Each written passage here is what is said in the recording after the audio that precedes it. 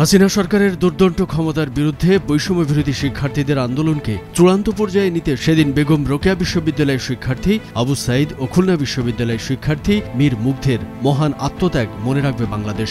তাদের সে আত্মত্যাগ ও বীরত্বগাথার গল্প এবার উঠে এসেছে শিক্ষার্থীদের পাঠ্য বইয়ে। ছাত্র জনতার আন্দোলন কেন্দ্রিক দেয়াল জুড়ে আঁকা গ্রাফিতির পাশাপাশি তুলে ধরা হচ্ছে দেশের ইতিহাসের নায়কদের বীরত্বগাথা, অবদানের কথা। একই সঙ্গে পাঠ্য বই থেকে বাদ দেওয়া হচ্ছে স্বৈরশাসক শেখ হাসিনার ছবি এবং উদ্ধৃতি। শিক্ষার্থীদের হাতে নতুন বই তুলে দিতে এরই মধ্যে পুরোদমে কাজ শুরু করে দিয়েছে ছাপাখানাগুলো। রাজনৈতিক পট পরিবর্তনের সঙ্গে তাল মিলিয়ে পরিবর্তিত হচ্ছে নতুন বছরের পাঠ্যক্রম। নতুন শিক্ষাক্রমের আলোকেই দেয়া হবে প্রথম থেকে তৃতীয় শ্রেণীর বই। তবে কিছুটা পরিমার্জন হয়ে বদল হচ্ছে চতুর্থ থেকে দশম শ্রেণীর পাঠ্য বই। নতুন শিক্ষাক্রমের পরিবর্তে মোটা দাগে বেছে নেওয়া হচ্ছে আওয়ামী লীগ সরকারের আমলে বাতিল করা 2012 সালের পাঠ্যক্রম।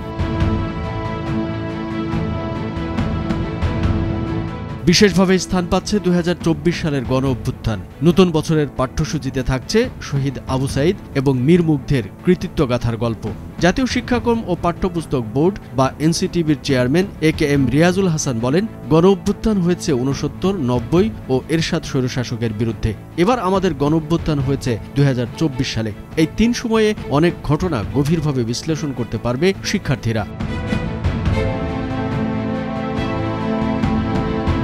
একই সঙ্গে বিভিন্ন শ্রেণীর পাঠ্যপুস্তকে প্রাধান্য পাচ্ছে দেশের সঠিক ইতিহাস। বাংলাদেশের গৌরব উজ্জ্বল ইতিহাসে বঙ্গবন্ধু শেখ মুজিবুর রহমানের কৃতিত্ব, 7 মার্চের ভাষণ, শহীদ প্রেসিডেন্ট জিয়াউর রহমানের স্বাধীনতা ঘোষণা, মাওলানা ভাসানীর সংগ্রামী জীবনের পাশাপাশি থাকছে জাতীয় 4 নেতার ভূমিকা।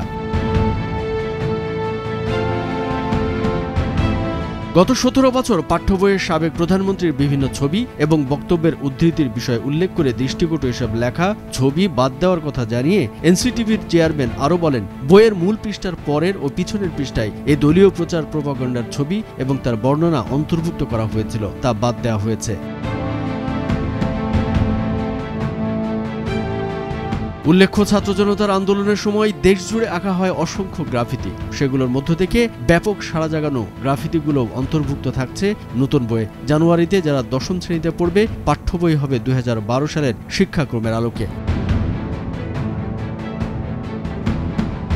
কামরুজ্জামান আরিফ, ভোরের কাগজ।